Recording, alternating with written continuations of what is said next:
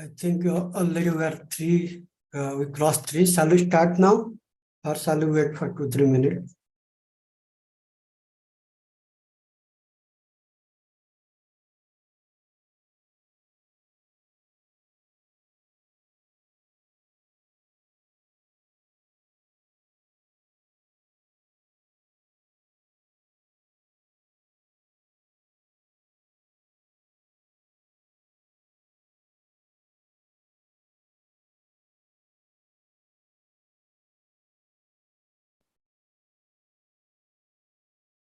Okay, let me start without delay. We are 8 people. So last class I already talked about migration and diaspora. This is also a very important topic, transnationalism and globalization. As you know, transnationalism is a reality now since last at least 50, 60 years, even it was before, but 50, 60 years onwards, you find lots of, development in communication. Then last 30 to 40 years, you find information technology brought lots of revolution. So that changed the way we live actually. People migrate to other places very frequently, and people can even connect with the homeland and various places of their, people instantly. So all these are happening because of so many factors, including communication and information technology, all this broadband, all this we think. Okay. In this unit, I'll be talking about how transnationalism and globalization are interlinked, and their application and impact on society, culture, political system, and also to explore the diverse relationship between two terms and their similarity and differences. I'll also contextualize with regards to Indian diaspora, and finally I'll be talking about its implication in politics, policies, and socio-economic field.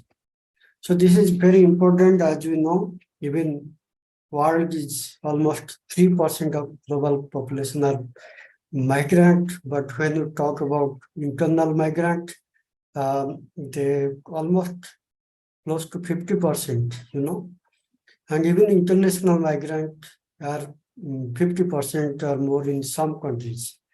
So this is a way we have been living now. It is nothing new for us. This is much more like, way of, living today. Everybody is migrant. But in this kind of situation, how things are happening. So this is a very important phenomenon, transnationalism. But when you talk about transnationalism, what kind of thing come to mind? Anybody can answer? Just to differentiate transnationalism, anybody can say? You can relate to any aspect of your life. Anybody?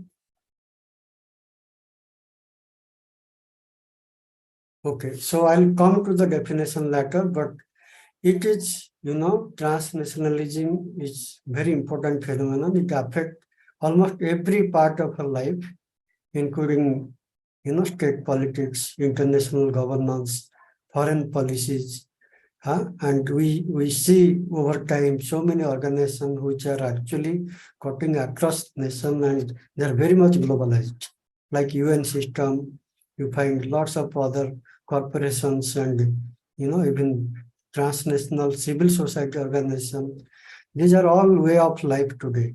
You find certain places, some something happened to particular group, and entire globe, across the globe, the network will be there, and people protest in terms of human rights, in terms of climate change, in terms of anything happening today. Even cricket match we see across the globe, transnational response will be there. So this is a very much existential happening today, and this is affecting personal lives also, values. We think of today, we are transacting everything internationally. If we talk, these days we talk about Bitcoin, even stock market, in terms of investment, remittance, in terms of how we communicate and how you watch your sports, everything transnational. And there are so many ethnic organizations which are also transnational, like Indian organization of global organization of people or of Indian origin. There are so many interest group, and all this cut across nation. And when you talk about transnationalism, this is actually very much important to understand today's so many things, like socio-economic, political processes, including social movements, governance, politics, terrorism, political violence, and organized crime and all. You see today when you talk about, people are, somebody is doing some crime, not necessarily they are, singular, sometimes they are operated globally. Terrorism also like that. Even today, you see ideology also cutting across the nation. And when you think about Ukraine and Russia war, you find many youth from Western society, they volunteer to fight against Russia. Same thing happened to, other countries. You see Syria and other things, other countries also. You see people are, ideas, ideologies, um, economies, everything is transnational today. And this is a way of life for us. And even sports, philanthropy, everything, political campaign. Today, in India also, we find almost all, political parties, they have overseas presence, cutting across different nations. You find for BJP, they have, across the world, they have their own sympathizer and groups, Aam Aadmi Party or Congress, like that. So also in other countries, you find political parties having global presence. Huh? So these are all kind of, we are experiencing within India also, even every country is experiencing. So what is this term transnationalism? It's not a new term. First, it was used in 1916 by an American writer, Randolph Bourne. But that time he was referring to multiculturalism. Transnationalism, in fact, it has many, meanings. How economists see different, that is different from how the anthropologists see, how the cultural, um, culturally we see. So all these differ from one another. But formally, in the context of migration, it was used in 1990s. By then, 1990s, people have migrated and all. But before 90s, there is a different, kind of experience of migration. People never, it is very difficult to communicate with people back home or wherever their communities are there. Because sometimes letter comes for, it takes 3 months. And people come once in a while, maybe 10 years, 20 years once in a while. But after 90s, things got changed. People, due to IT revolution and all, people used to communicate very frequently. And that changed the, diasporic experience differently, the transnational experience differently. And it affected in every field, not just business, but the social life and the cultural life and political life also. All this I'll talk in later slides. So when you talk about transnationalism, it is defined as a process by which migrants, through their daily life activities, create social fields that cut across national boundaries.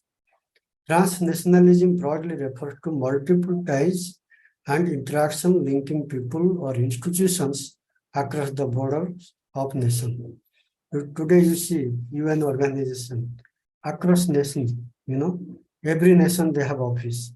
Same with the big corporates, Microsoft, Google, Amazon, they cut across nation. And same also with the ethnic group. you find Indian people diaspora group across nation, across globe, they very much well networked. So all these are very much, impacting the life also. Okay. So as I mentioned, when you talk about economic transnationalism, it talks about remittance, FDI, entrepreneurship, all these habits, people can be, yes, somebody is raising hand. Okay. So when you talk about economic transnationalism, it talks about transnational corporations and how people are sending remittances, philanthropy, and all those things. FDI, today India's software revolution is kind of transnational or diasporic, impact. So many people come back, they invest, they bring, transport, technology, ideas, and many things, So that's why these are all happening across the nations. And this, when you talk about social area, like we can find lots of, like our even economic social aspect, you find, Bollywood, for example.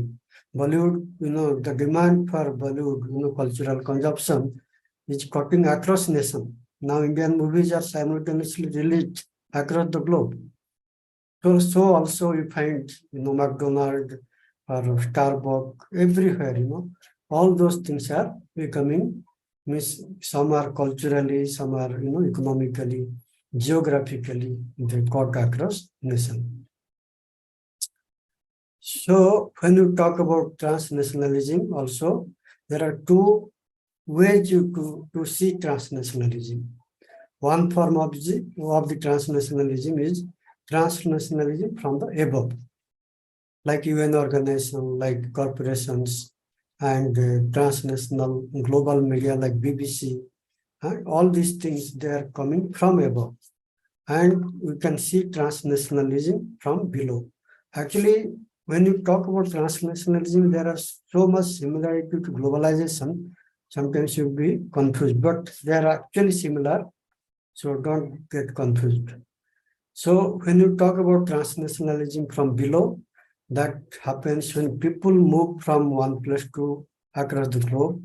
It can be like migration of people, informal economy, shadow economy, ethnic nationalism, and you find small locality creating a global impact. If some match is happening in Trivandrum, across the globe, Indian or the opposition, whatever cricket, two package, two um, teams are playing, you find global response for that. Same with everything. Anybody get affected, like somebody insulted in USA based on ethnic origin, a global response will find. Okay, so these are all happening today. When you talk about, okay, Sangamitra, you want to ask something? Yes, sir, I had a question.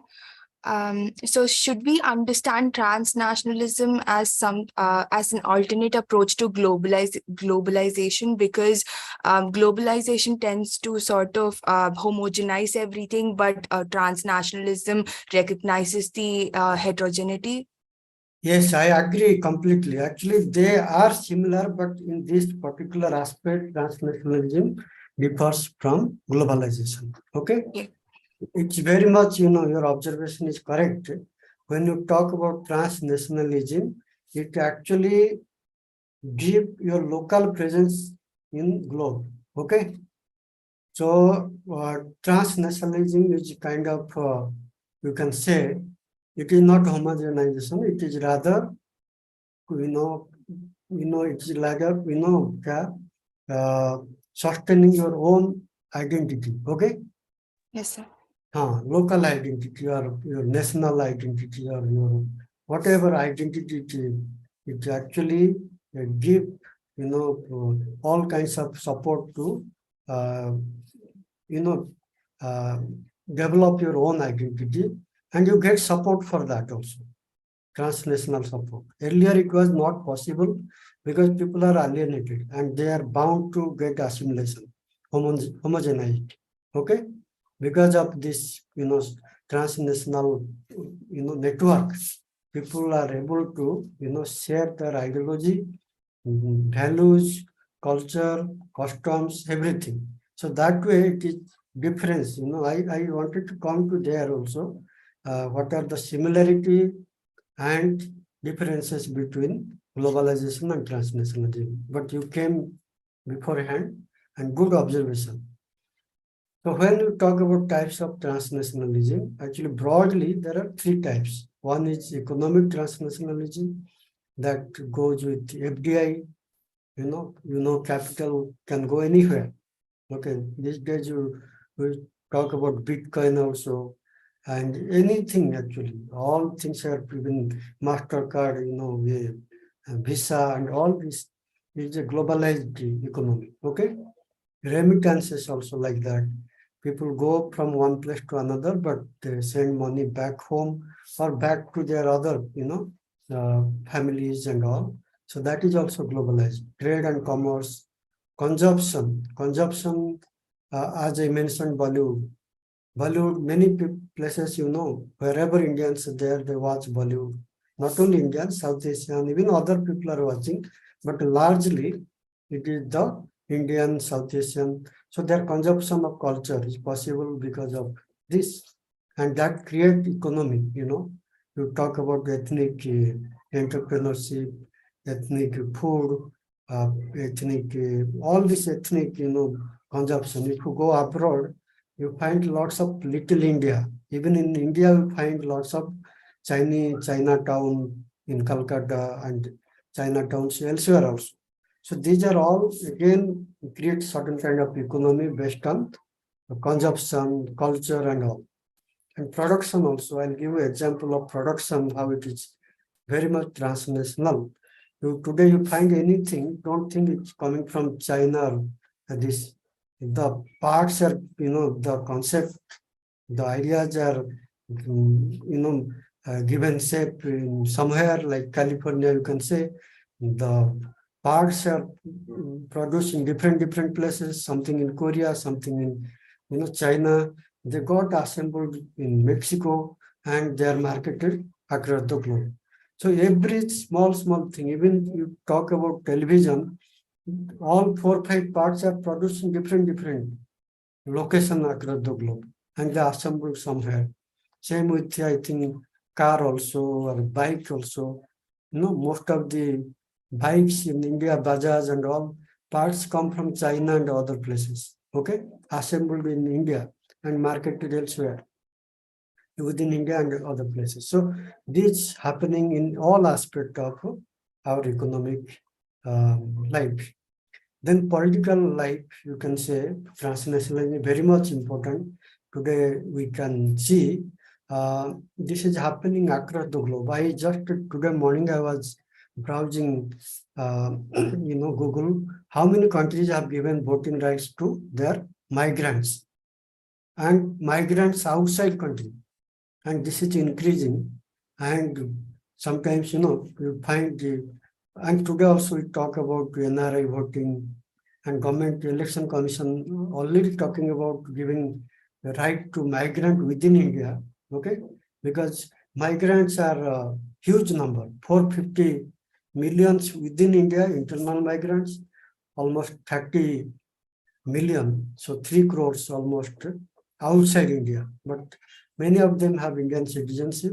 But this is a huge number, and if you want to sustain democracy, next 20, 30 years, you can think futuristically, migration will happen more and more, and how to sustain our political system, democracy, anything. So we have to rethink actually about voting rights, human rights, and all this.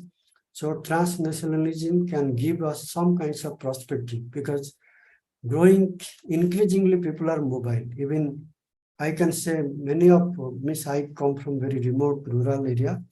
From 30, 40 years back, there was no migration from village to other places. Now almost 10 to 20% people are outside the village.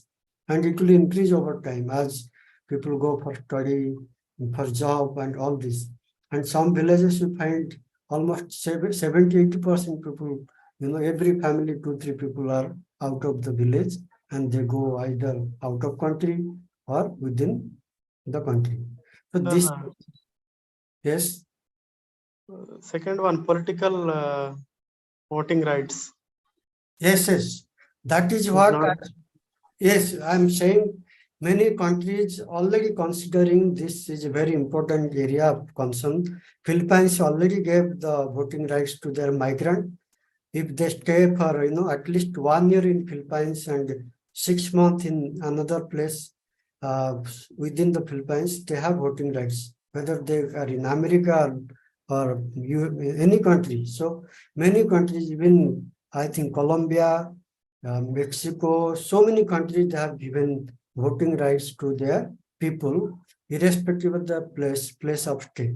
So this But India, sir, India not encouraging India online voting system to NRIs.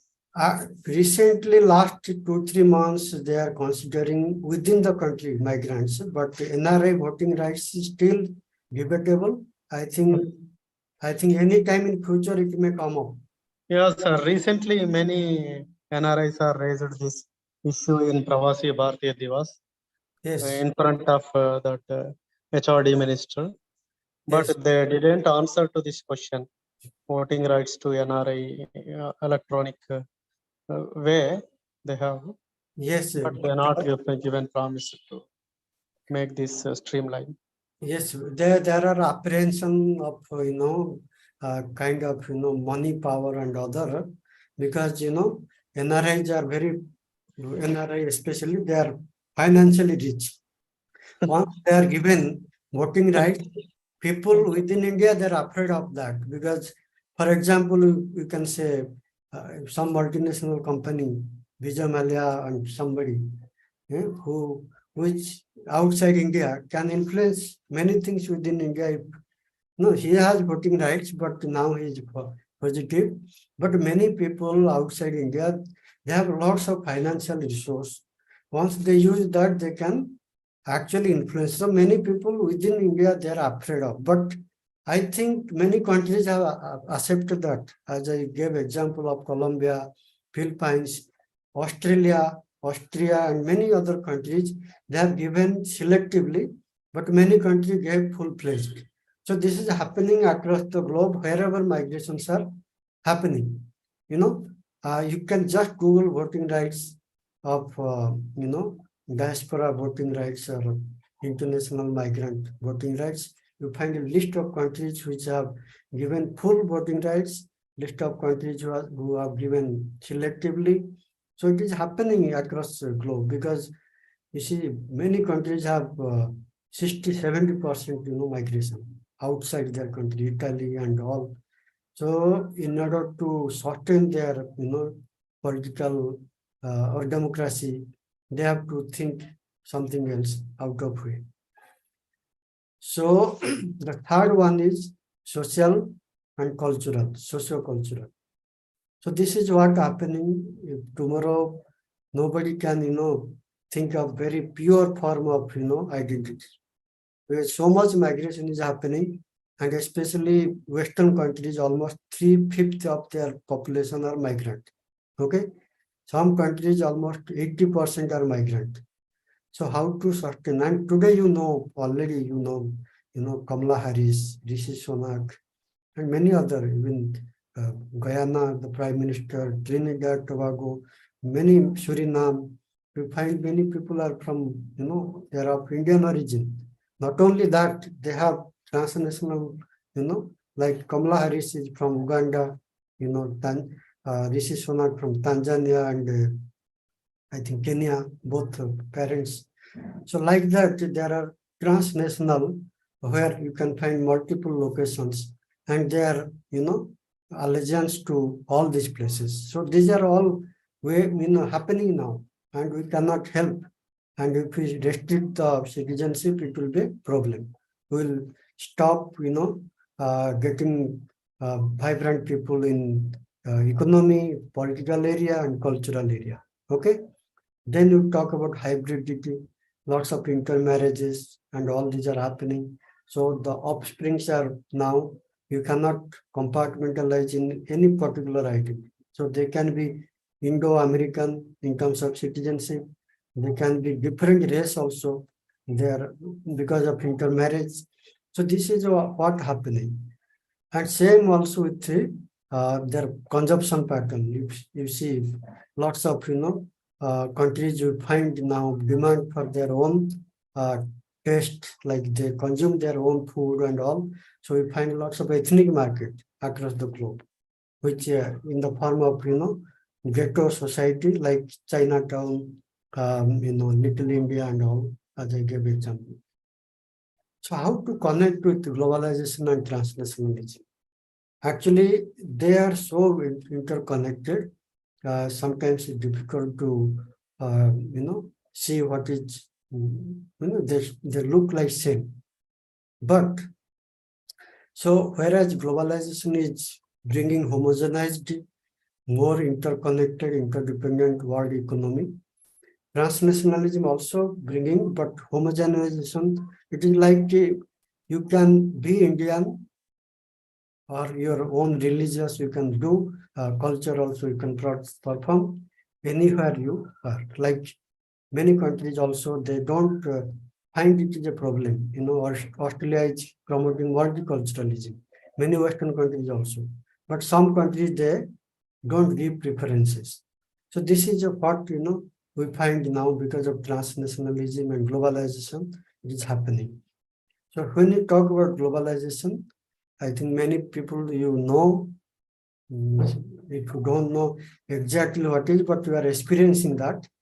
Globalization constitutes integration of national economy into the international economy through trade, direct investment by corporations and multinational, short-term capital flows, international flow of workers and humanity generally, and flow of technology. All these things. Technology is so much pervasive now, and capital and human being also. So the reality now affect every part of the globe and every person on it, even though in a wildly differing local context. You see, till 90s we are closed economy, liberalization was not there. So capital from other countries to India was not flowing that much. So after 90s, economically we are means highly globalized. So also the people going other countries, after 90s when software boom happened, many high skilled people have gone. And today you talk about digital nomad, many times you talk now, many European countries, they have given citizenship, allowed these digital nomads. People, Spanish people can go to UK and take long-term visa and simply stay there and work anywhere.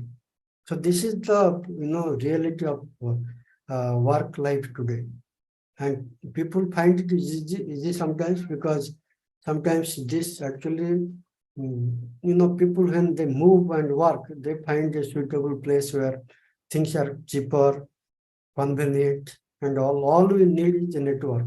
Okay, so this is what happening. Then we talk about various dimensions of globalization. It can be related to people, things, action, values. And when you talk about movement of people, it is migration. Okay. So then people, when they go out, they also communicate, they create their own, kinds of issues, challenges. When things we talk about transport, resource, and all this, that also globalized, and action, values. All this I already explained, but as if you see the time zone, post 1500, the movement of people gradually started with colonization and all. In post 1820, you find as colonization spread, they have also brought integration, okay? And post 1945, things have changed again because of communication, transport, and lots of revolution happened in the sea transport, surface transport, air transport. All these things brought different kind of global experience. When you talk about globalization in terms of economy, this is actually two things we think about: market and product. When you talk about market, it is demand supply, either labor or capital. You find lots of things are happening, and markets are also very dynamic. It depends upon the rules, regulation, so many factors, like before COVID and after COVID, you can find lots of corporations have changed their base from one country to other country. Many left China during COVID time. China took over many corporates. So things are happening. Any big event can change the course of demand and supply also. Product, I gave example. Now, single product, you find multiple, places it is manufactured, okay, and assembled, conceptualized. So this is what happening for every product, say it television, vehicles or any computer, any aspect. Then the drivers of globalization and transnationalism, they all go together, as I mentioned, each other complementing, though transnationalism is is identity based more. So when you talk about drivers of globalization, like capital, you talk about FDI, remittances, trade and commerce, all these are driving the globalization or transnationalism. Suppose you have a capital, you can even attract people. You can, develop international trade. All you need is capital. So now if we see globally, if you divide global south, global north, you find, capital rich countries are in global north, and labor rich people are, means lots of labor you find in global south. So the impact, capital impact the migration. So also technology, as I mentioned, because of technology, we are able to network with people, and that network actually even impact in other area like innovation, like investment, like networking with people, that impact social life, all these things. And migration of people. Migration of people also is driving, is a globalization from below, as I mentioned, this also changing the world scenario now. You already, people from India, they are going different countries, and the demographic change happening, that is creating impact in political life and many other areas, cultural life and all. And fourth is global political and legal regimes. This also you find because of so many global organizations coming up. Even UN system was there before.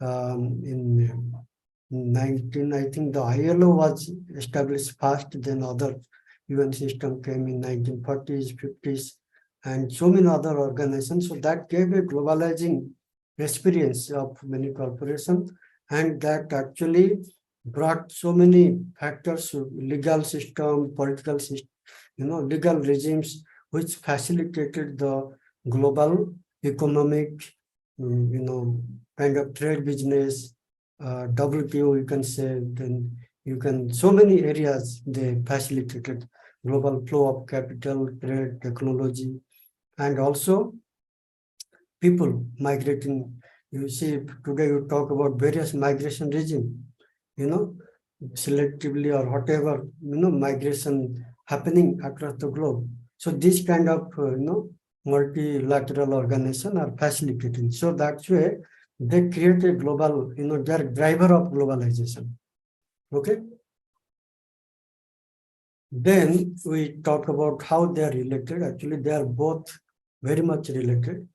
And you find in the area of social relation, you find almost every area, transfer of cultural practices, food habit, and all. You find dosa in New York, you can find Chinese Maggie across the globe. You see, there are some food who are very much adaptable to the globe, like Maggie is very popular across the globe and it is very affordable. So became very popular. McDonald is popular among many people, especially the youth across the globe. So like that, you find transnationalization of food, and even that is changing the cultural habit, food habit, and many things. Okay. And this also impacts the ethnic identity, So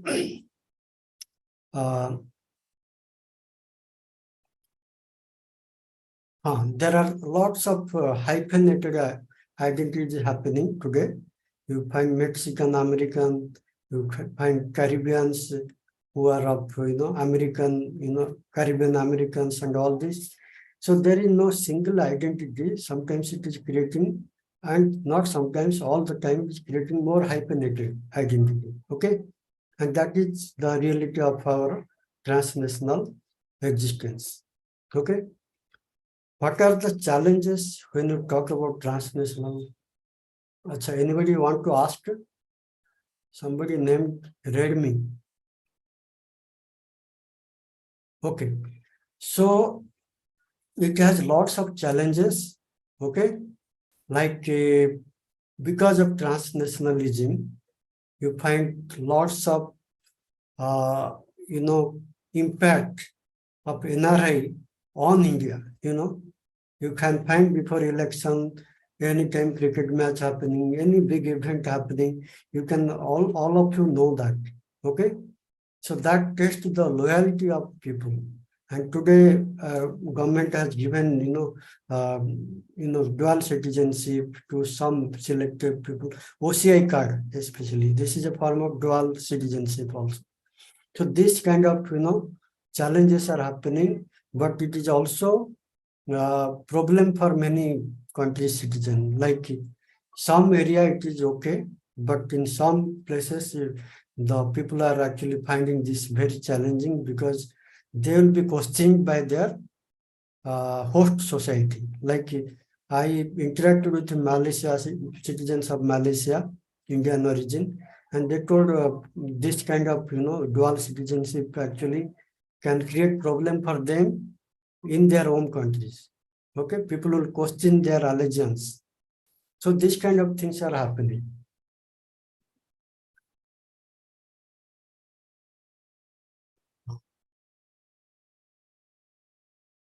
So when you talk about transnationalism and diaspora in Indian context, actually, as you know, even last class I also mentioned, Indian people have migrated to many countries. At least 30 countries, they are significant minority, and some countries are majority also, like Mauritius, Suriname, Guyana, and they are significant minority in some countries like Malaysia, and you can find in Sri Lanka also to some extent. So this can create lots of challenges. You have already known about LTT, Sikh, pan global, you can say pura Sikh terrorism. It was happening, sometimes back. So all these are all challenge also because of this kind of transnationalism. Okay, you find families in several countries. Okay, so these are all different how to handle this cultural challenge, social challenge, political challenge, and all this, because people have migrated to so many countries. They have so many emotional, cultural baggage, and their allegiance is different. All this kind of thing create challenge for home country, host country also. Okay. And this also you can find varies across different diaspora. Like old diaspora have different kind of relationship with India than the new diaspora, which you call NRI. When there is an election in India, especially, you have witnessed in Punjab, even in our general election, mostly they are NRI, not the old diaspora. You don't find people from Fiji, Trinidad, Tobago, and Malaysia getting involved in national politics of India. Rather, people from UK, USA, and even Gulf, they are more involved because they are NRIs. So they are all mostly first and second generation Indians. So there is a different kind of approach for old diaspora and new diaspora. Okay. Old diasporas are only culturally linked to India, whereas new diaspora are also they are mostly politically and economically. Okay. Yes, Salim. Hey sir, just one doubt regarding, like, I want to have like opinion from your side. Is there any kind of movement or activity happening inside India to consider the minorities across the India and make them as like an all diaspora? And so those kind of political activities happening around the from top to bottom, and the CNRC issues being related to that. Is there any Yes. kind of approach or like thought process? Yes, you find NRC protest was there across the globe. When Modi even goes abroad, people protest. So these are all, I'm saying, local events are highly globalized and transnational. People protest across the globe. And this is happening actually. Even today, I think, not now, I think during NRC, wherever Prime Minister has gone or External Affairs Minister gone, you can find lots of protest, but our mainstream media didn't cover, but you can find through YouTube and all. This is happening. Any issue within India or in diaspora is transnational now. Okay. Do you feel that the Indian minorities over here are old as part of old diaspora, and the culture they possess or the culture they follow are like, again, actually there's again a whole different kind of debate which happened, that what is Indian and what is not Indian, and the cultural minorities does possess is like something out of Indian. Is there any kind of what to say perspectives on that? Just asking. No, actually, when you talk about transnational or diaspora, they are not, these people are not residing in India. You can find Muslim diaspora or Christian diaspora, even Sindhi diaspora. You see, diaspora is not very monolithic also. Indian diaspora is term given to all, but there are, within that, there are so many small, sub-ethnic or sub-regional diaspora. Okay. So when you talk about within India minority, they are not diaspora. They are Indians, Indian citizen. So this transnationalism will not apply to them. But I agree with you, when there is a problem here, it has a transnational response. For example, NRC were telling, it has a transnational response across the globe. People react to that positively or negatively. Okay. But within India, we cannot call them as diaspora or transnational. Okay. So now, talking about implication of transnationalism on political and policy domain. Actually, as you all know, India has already surpassed all countries, China, in terms of population. And it has already the largest diaspora in the world, 31 million, which is largest. And all of you know very well, China is aging, India is still young. So coming 20-30 years, we find lots of people from India to other countries will migrate. Okay, so migration is a big challenge, and especially country like India, where employment issues are there and poverty and so many challenges, people will definitely migrate. Okay, so this kind of scenario will give lots of transnational, kind of venture for Indian people from India going many countries. Now it is around 3 crores. It may be 6-7 crores after 20 years. Just imagine the kind of impact it will have. If not today, tomorrow it may have. Now economically they are playing very important role, and tomorrow they may play political also. And many people will be back actually. Gulf migration, as I think our friend is working on that, especially Gulf migration. Uh, our friend has gone, I think. Vijay is in Kuwait, and she will tell that many people will be back over time. Okay. So this kind of thing, and already many people are, during COVID, almost 7 million people have come back, to the country. So this kind of approach, you have to think about how to sustain this transnational migration in a positive way, which can benefit both economically and politically. So we have to rethink about citizenship, voting rights, long distance politics, and it can intensify in the coming years, as you all know, because of revolution in IT field and all. Then we have to think about so many other policies, like when people come back from Gulf to India or USA to India, a latter part of their life, suppose somebody is a lawyer in USA and come back to India, they have to exercise their skills here. So we have to think about portability of skill, retirement benefit, and so many other areas where I think many countries are working on that and they have implemented. But in India, I think this will be a big area to rethink actually. Then hybridity. I think many places, I don't know, many of you might be experiencing whatever you are eating in the childhood, just remember what kind of food, and today what kind of food you are eating.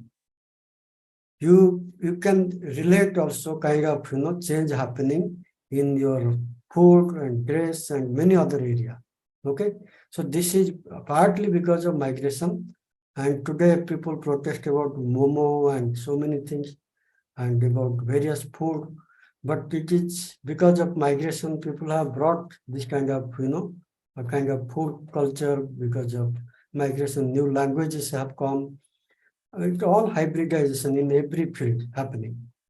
Then you find another area implication also, like translocality. People can live simultaneously in many places.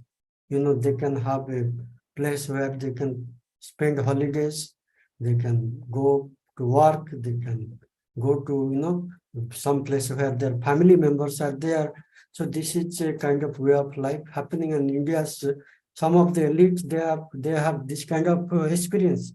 They stay in, Mauritius, their families in New York, and they come back to India and spend few months. So this is what happening. And we have to rethink about this kind of category, how to, if we exclude, there is a negative side also. If we include, there is a negative side also and positive side. Both way you can think also. Like for example, if you don't give a billionaire entrepreneur chance to set up their industry, you will be loser. Okay, so same thing, many countries like Europe and USA, they think in terms of their positive side. Many people today, Obama, Kamala Harris, even Trump himself, they are all migrants some point of time. Okay, so their forefather or whatever, but the society, the nation have thought, we have to give equal right to everyone. So today you find leadership, in the hand of even migrants. So that is what their society evolved, and our society also experiencing migration and transnationalism in a great way. And we have to rethink all these policies, because as increasingly you see, even USA is not granting green card, uh, so much restrictions are coming. Gulf is not, granting citizenship. Many countries are restricting the citizenship now, and the migration will be more temporary also sometimes. Maybe people go for 10 years, 20 years, they'll be back. So we have to rethink about so many aspects of people, their, latter life, how they'll be living here, the kind of, social security aspect. We have to think all those things when you talk about transnationalism. Okay. As globalization intensifies, migration, diaspora formation, transnationalism, all this, we find, it is affecting both virtual and real spaces. Okay. And it is very difficult to isolate any activities from the transnational or global forces. So policies of local government is influenced by transnational process. Families in Uttar Pradesh and Bihar, as I mentioned, are influenced by transnationalism. For example, remittance coming from Gulf or other places, and the education, the kind of housing, the kind of impact there in rural economy happening, you cannot differentiate, from transnational or globalization. A lot many things you can think actually. So this is a very important area to do research and think about, how future policy will be, and you also think about how the future of education will be. Now, government is thinking of, bringing so many universities to set up their, business in India. So that is also another way to see how transnationalism is working. Many Indians will come back, as professor, this thing, if that is successful, because when we see long back, 1960s, IIT, IIM and all this started, we find lots of brain gain for India, So these are all happening now, and it is a different times, space for us to see how transnationalism can impact our life. And being a huge country and having lots of migration in India, we have to see the possibility of, scholars like you who are working on migration, how to understand migration, how to understand transnationalism, how to contribute. And actually this kind of, like being a scholar in migration and diaspora, you can throw lots of insight into this kind of phenomena happening in your latter research and activities, whoever working in NGO field or in academic or in policy, and this kind of things will be very, very, very useful for you. So I'll stop here. If there are any questions, I'll be very happy to answer.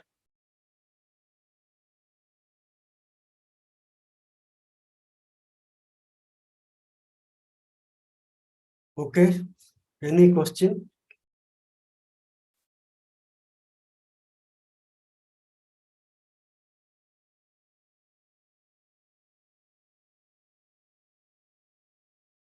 Abha or anybody, Diksha, Nirmal, Sanghamitra, anybody? If you don't have question, I'll stop here. Already we have, we crossed close to 1 hour. Excuse me, sir. Yeah, Yes, yes. yeah, this is Jitan speaking. Could you please elaborately enlighten about this old diaspora and new diaspora, very specifically, with a kid, something in a case study with? Okay. So these categories are given to people who actually old diaspora means, especially those who have gone pre-colonial time and colonial time, and they cut off from India especially. They are nowhere very much related economically, politically, neither they are coming physically. So they are cut off, but they are virtually linked in the sense imaginary world, they are linked, like they nurture the, kind of memory they took from India. Okay. They nurture their culture, they nurture the stories, myths and all. So these kind of old diasporas are found in, you can find even, Trinidad, Tobago, Malaysia, Bali. You can find there, in the form of the dress, food habit, their, practicing religion, every aspect. But this diaspora, they have no, currently they are not very much linked to India because they have lost, touch over generation. And that was very difficult time for them to keep in touch. People have gone, they don't have resource actually also. Many have gone as poor, but now some people who are rich, they could recall their, ancestors and they can come back. But this is the old diaspora. And before even colonialization, there are trade diaspora of Sindhis, Gujaratis. There are religious diasporas who have gone to, Myanmar, Sri Lanka and all during Buddhism. There are more ancient, diasporas like who have gone to Bali, Sumatra and all as traders. So, and also they practice this. So many of them, this category of diaspora, they lost touch with India physically. Okay. This is the old diaspora. Whereas the new diaspora, especially the diaspora which is very much connected with India, and many of them have passport, Indian passport also. Okay, like NRI. We also call them diaspora. And they are highly in touch with India. And they sometimes, they are investing in India, they are patronizing certain political ideas and coming for political campaign, and they are involved in philanthropy. So their strong network because their family is still, available back India. Okay. So family and kinship ties are still strong because only 1 or 2 generations have gone. So this is new diaspora. So if you differentiate, they have different type of orientation towards India. One, the old diaspora is cut off politically and economically, but culturally very active. The new diaspora is linked with India in almost every field. Okay, because their relationship, their their network is very strong with India. So this is the difference. Anybody else? So just one thing, you mentioned that the Indian government is also thinking about giving voting rights, but would the diaspora or be actually aware about what is happening in India if they are also the part of another country and where they are currently living, and they will be more and more attuned to what is happening in that country rather than in this in the Indian state? See, this is the thing happening in many countries, as I gave example. Highly migrant countries like Philippines, so many countries, Colombia and all, they have already given this, One person in Colombia, I was reading today, he is living in USA and he's contested, election in Colombia. And he didn't win, but such kind of things are happening. Okay. And today I was just reading the article of Qureshi, the election commission of 10 years back. He was election commission and he was welcoming this idea of giving voting rights of migrants within India. Okay. So it is, once this is done, the other thing is not far behind because many countries have done that with check and balance. It can happen because many people are actually migrating.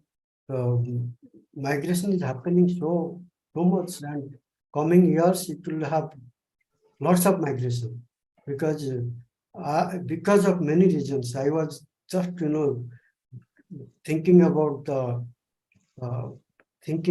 this demographic shift happening across the globe. Like But sir, one thing is there, na? If let's say somebody has migrated from a state to another state, they are still within India and are aware about the local politics also. While anyone internationally who have migrated would be aware about more of a national level politics rather than the state politics and other things. So by giving them the voting rights, will it not disturb the, I mean, I don't know, I'm asking you in terms of the countries who have given that voting right, will it not be a little bit of biasness based on the international reflection of the government in power at the central, rather than what is happening at the ground level and what type of changes are required at the subnational level? I already told that thing because they have money power, they have international clout. It is the apprehension that they can influence even 1% of diaspora can impact, politics of India. But if you see today, even you are in Bhubaneswar, somebody is in Bhubaneswar, we don't know who will be knowing the reality better because propaganda is everywhere. Okay, every political party is pumping so much propaganda through WhatsApp, social media, and all. We also living in the country, we don't know which is true, which is false. Okay, so these are all so many things you have to make, check and balance. But your apprehension is apprehension because this voting rights issue came from 2001 onwards because of apprehension, like what you have been saying. Same thing is the biggest apprehension for India. That's why so far voting rights were not given. And because of the clout they have, money, power, and other things. So the other question which I had, when we talk about transnationalism and other things, the even the academic institutions and others like Harvard, Oxford, and everybody are basing a lot of their case studies, teaching materials, and other things on the different communities, not necessarily who are living in the country or who are still part of the old setup, but maybe on the mobile or what we say is the transnational community. And does that not distort what is being taught? Because if you really look at one topic which we have been really talking about is gender empowerment and other things, a lot of debate has been going on. It is at a certain level where the women rights were curtailed. Before that, there was a lot of rights, but because some people came, the curtailment of rights happened. And today, again, we are trying to give them a right, but that right is again based on the assumptions of the Western world rather than what is within the Indian context, Indian cultural ethos and other things. Actually, I agree also, I disagree also, because there is no clear answer to this, because when we brought liberalization, this kind of apprehension was there, that our economy will be collapsed. And technology also, when came computer and all, people thought that our employment will be, parallel, means people have no employment, computer will take the job. You see the other side, even the most prosperous country today, they're open to people. They're taking, they're bringing new people. Their society is almost, as I mentioned, 3/5 of the population are migrants in many Western countries, and still they're managing. And they're open, they're courageous that way. We are afraid of, people will come, they'll change our culture and all. I don't think culture is any static culture. Every culture is changing, and whether we observe it, we don't observe it, we know it, we may not knowing it. The culture we had in our childhood time has changed a lot. Whether it, Any kind of culture you take, Holi. Of course, culture is changeable, and it will change as the time goes by, as the knowledge goes. So the another one of the thoughts which prop up is what is the work type invitations to the international diaspora, to the migrants is happening. Has there been any study on what type of migration is happening? Where are we going? What type of from the various countries, what type of migration is invited for? Because if I understand, Filipinos, the Philippines, the Vietnamese, the Thailand, a lot of people say the service sector, and not the high-end service sector, but the low-end service sector is where most of these went. As was done in British India time period. So, are there some studies where this has been documented or something, and where we could listen, specifically in today's context, not the earlier context? You see, as far as my understanding, or see the global statistics given by IOM and other studies, there is no static thing. Like a few years back, you find lots of high professionals, they're going to USA and Europe, and low skilled people are going to Gulf. Okay, last 10 years, 10 years at least, Europe is not taking very high skilled, that is still there, but they're taking people who are low skilled but in service, like nurses, physiotherapists and all, because of aging population. Okay, that last 10 years, this kind of demand for this kind of labor is growing. Golf, in other hand, so far, we find low skilled and all, but if you see how golf is, I think, visionary and all, that is also technologically becoming very, very different. Another 10 years, lots of robotics, automation will be there in golf. So once this kind of low end work is over, you don't find there is demand for low end, low skilled people there also over time. So things are changing across the, globe, and you find there is nothing static. USA have been, very, consistently taking high end people, professionals, but they will have always in demand across the globe, professionals. But all other jobs, you cannot even predict, how things will be.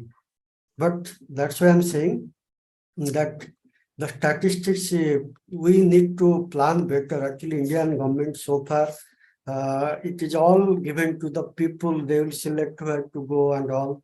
As you mentioned, Philippines management of migration, migration governance is one of the model.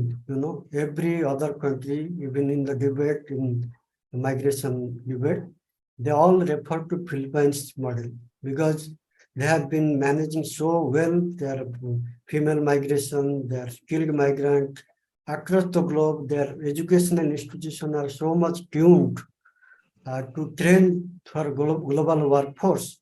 We need to learn a lot because country with surplus labor like Philippines and India, we cannot think of only local economy. We have to think of global economy, and we have to see some supply and demand of various skills, destination countries, and accordingly we have to prepare our,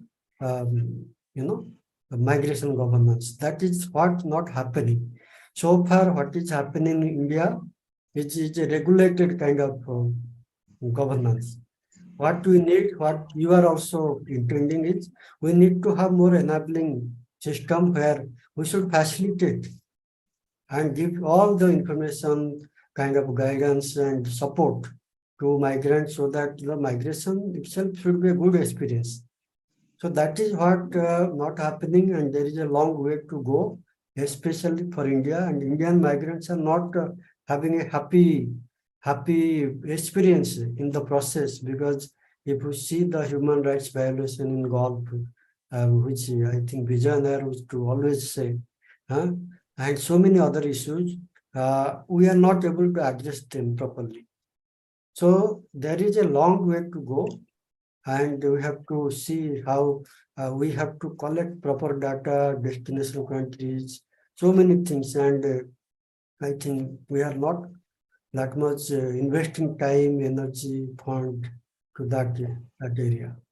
And I think this kind of program, what we are doing, it is primarily to create kind of professionals to understand this process and to understand the how the best policies are happening across the globe. So hopefully in the future, we don't know. Right, sir. Thank you so much. Okay, we'll stop here. I encourage all of you to ask questions so that I'll also take a breathing space, and also we can actually engage in more debate and discussion rather than one-way teaching. Okay, so goodbye, and we'll meet next Saturday for third unit.